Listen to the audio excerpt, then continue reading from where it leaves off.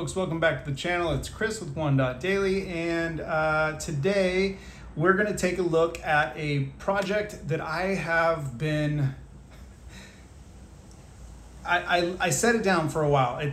I started this a couple of months ago, and this knife turned out to be like a major pain in the butt, and it got me frustrated, and man, I had to put it down for a while, and then I went on vacation and decided I came back and I did not want to let this knife get the best of me. So I finished it. I didn't do this knife justice. I got impatient with it, and I got very frustrated with this knife, and I could have done a better job. I will say that mechanically it's in good shape. I just didn't do very good with the finish work on it. I lost some footage because, like I said, it'd been a while. So this video is a little bit convoluted, but I was really glad to get back working on it and get this knife finally put back together and at least make a working, functioning knife out of it. So anyways, that to come, and then I want to show you guys what I'm carrying this week, which is it's this 99.5 that I did the blade delete on and put the Daily 79 blade in. Man, this thing is, I'm just in love with this knife. I haven't really carried this knife until this week. I've been back, and man, I just dig it so much. I always criticize the burning job that I did on it, like, because I burnt the stag a little bit afterwards, and man, I get this out in the light and it just looks so good. I really enjoy it, and you know, not having the two blades in it and being a little bit thinner and friendlier in the pocket just make it an amazing carry. And I love this knife. I like the copper heads that I did as well. I did a cool Remington, although I haven't carried that one. But I really, when I do the project like I did today, it's in hopes of kind of lightning striking again and being able to make something that I love this much. Yeah, anyway, so I've been carrying this guy, and I got it in a Quentin, I forget his last name, and he was a Facebook gentleman, makes a great slip, and it fits this one perfectly. Yeah, so stick around, check out how I stumble through kind of putting this knife back together, and tell me what you guys think. I don't know, be kind. All right, have a great day, guys. All right, so today's knife that we're gonna focus on is this big kind of sleeve board pattern moose is what it is. And it's a Maher Grosh, Maher Grosh, I don't know which one, how you pronounce it. But you can see it's big two back spring moose, and that spay blade is, gone.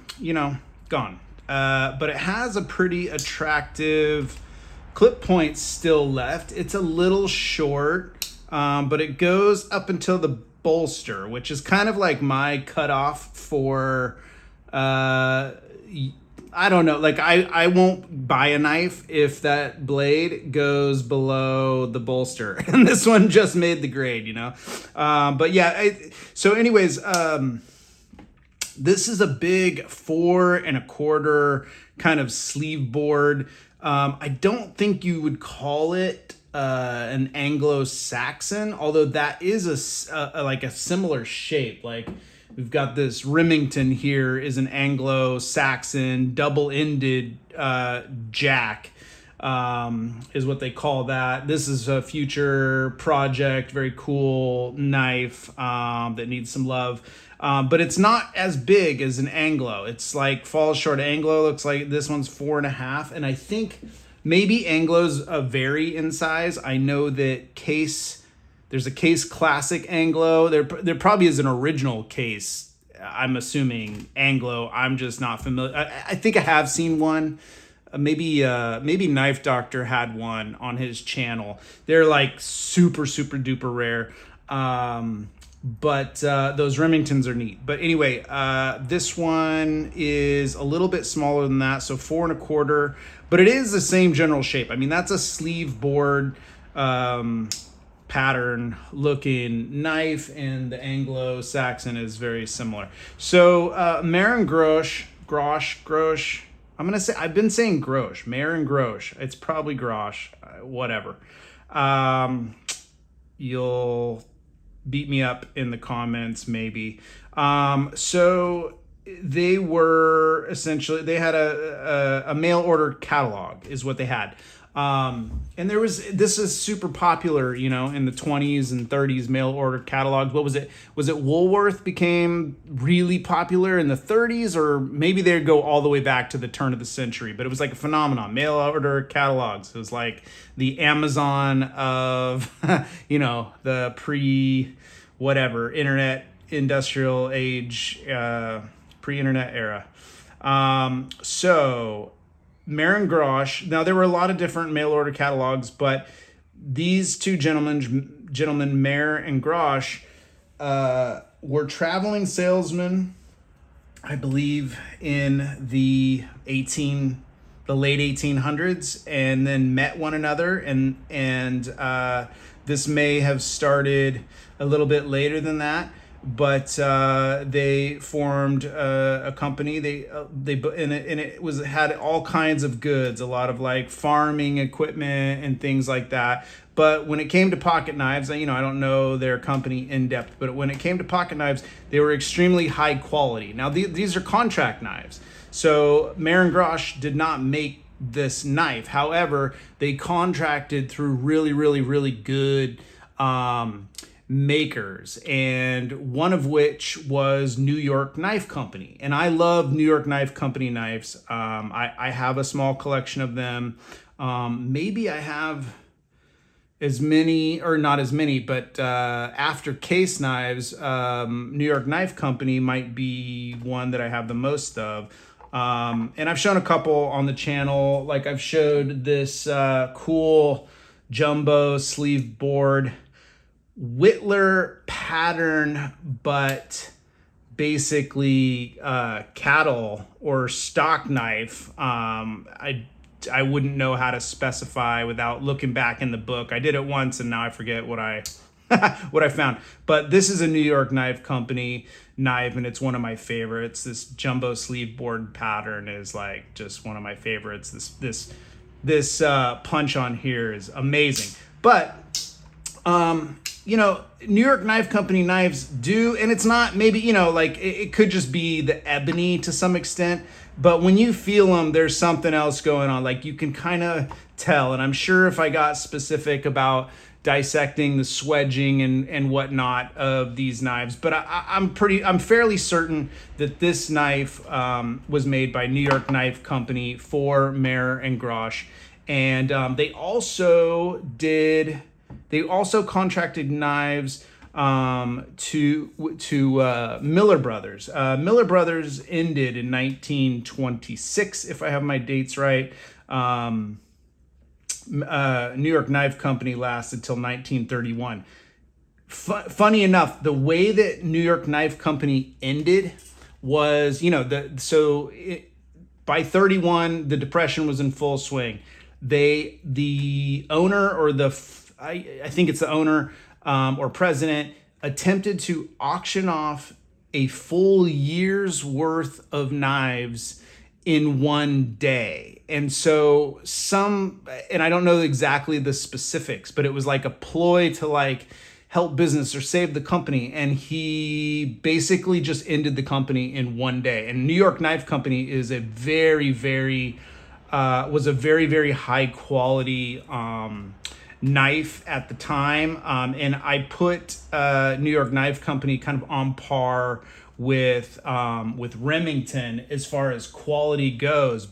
You guys remember I did, or maybe you don't, or didn't see, but I did this blade delete on this Remington. What is it? A 201? Yeah, R201. And man, this knife came out super sick. This is probably one of my favorite knives. Super beautiful. Just solid, good snap, just gorgeous, gorgeous knife. So anyways, New York Knife Company was kind of, Remington has, from that time period, was like the highest quality. But they went on all the way until 1940, whereas New York Knife Company, through a kind of a marketing blunder, did themselves in 24 hours with this auction. I need to get more clear on that auction, but he tried to auction off a complete year's worth of knives in one day, and I forget the parameters, but yeah, anyway, it ended the company. It was a major, major blunder. They were an incredible knife producer that did themselves in with a gimmick. So anyways, I believe this to be produced by New York Knife Company, and it's just a really, really neat pattern.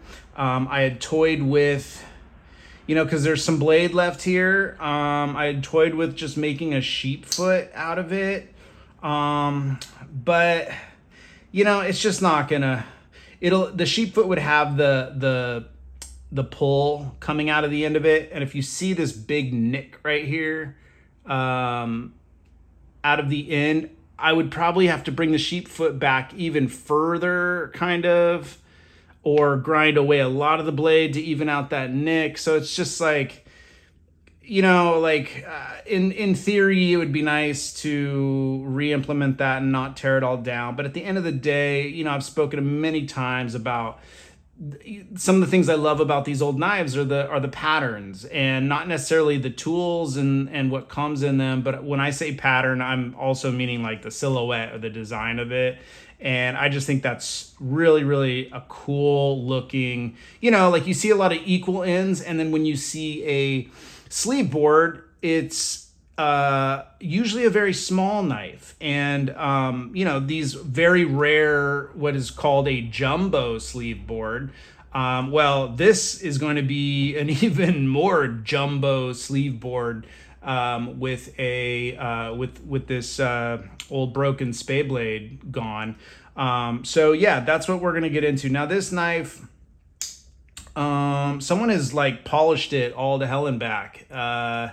It looks kind of okay and clean and whatever. I am going to kind of redo all of that, and this wood, there's a little kind of crack wanting to start on that pin. I don't know how, it doesn't look like it goes all the way into the wood. I don't know. But I'll just have to be really careful with it. Someone's got their initials in there. I guess I'll sand it all that away, if I can. And, so check out, these, stick around, and we will, take this knife apart and get into it. All right.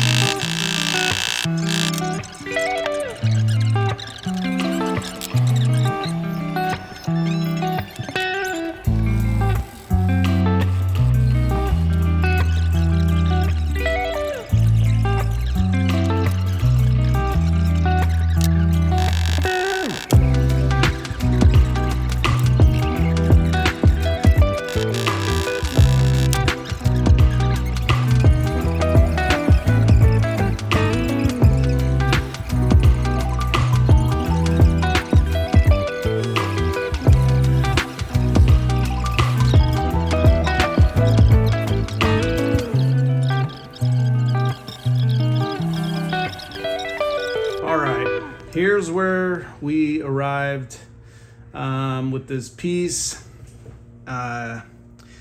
You know, I told you it kind of gave me fits, and this was a really long process. In that process, you know, I kind of gave up on this, and so that mindset and a little bit of frustration kind of affected the outcome. As you can see, these bolsters are still scratched. I didn't get them clean. The wood still has the wood, even though it's like, I mean, I love, you know, wood when it's been sanded and polished down. It's extremely soft to the touch. Very, very nice. But there's even little spots of like glue in there. And in the process, when I was repinning this handle, a split developed here. You'll see better in the video. But so I give myself a pass on the mechanical aspect of it, and then I would say a needs improvement on the aesthetic of it. I didn't touch the blade. Someone had already polished it a bunch, and I just didn't want to sand on it.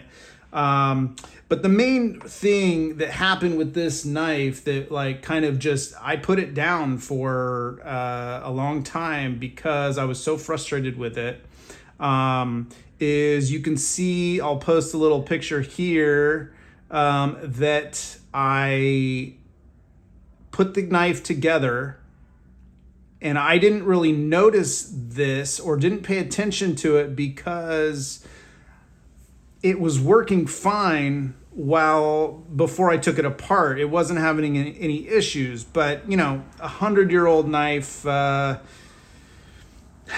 don't know, kind of makes peace with itself, whatever's going on with it, and was functioning. And then I disrupt that by taking it apart, and suddenly that tang that was misshapen becomes a huge problem. Anyways, and what was happening was when I got it back together, it was wanting to pull apart because the spring and the tang were just not sitting well with each other any longer. So it was pulling apart every time. And you can see here, it snaps open fantastic, actually. I'm very surprised.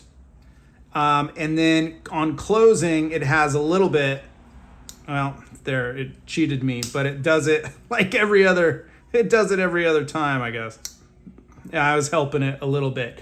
There is still some snap in there though, very, very little, but I had to sand down that tang just to get them to agree with one another and not like totally just pull apart the knife. And so anyways, I left this knife sitting for a long time because it was like, basically I was so disappointed and distraught with it that I just wanted to step away from it for a while.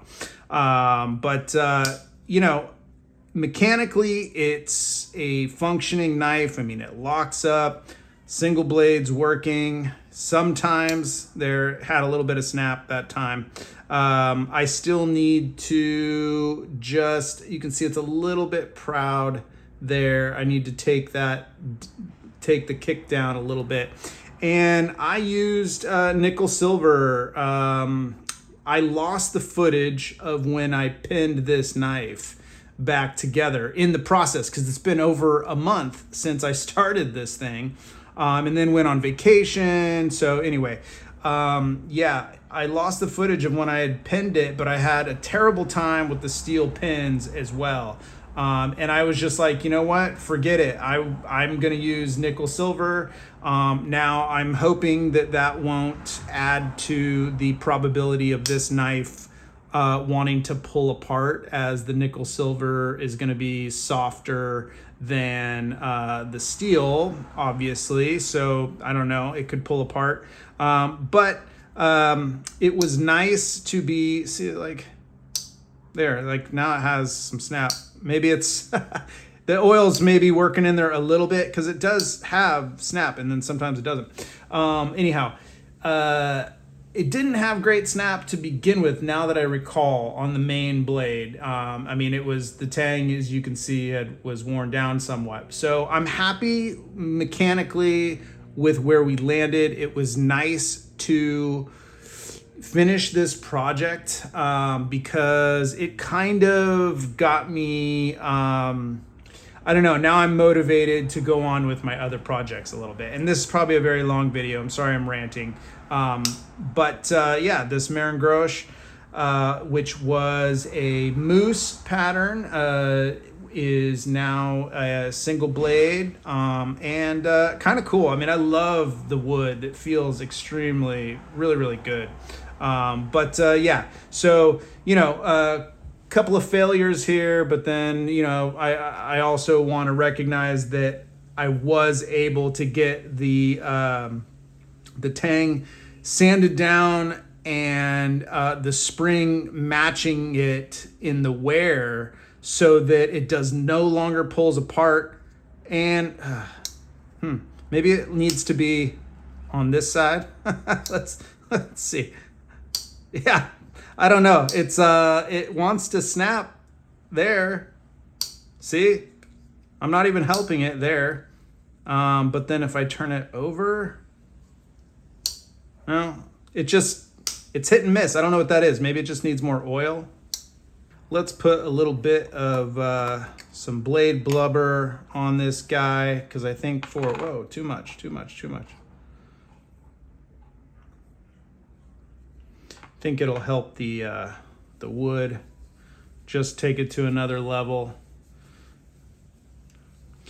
Yeah, man, it's such a cool pattern. I had higher hopes for it, obviously.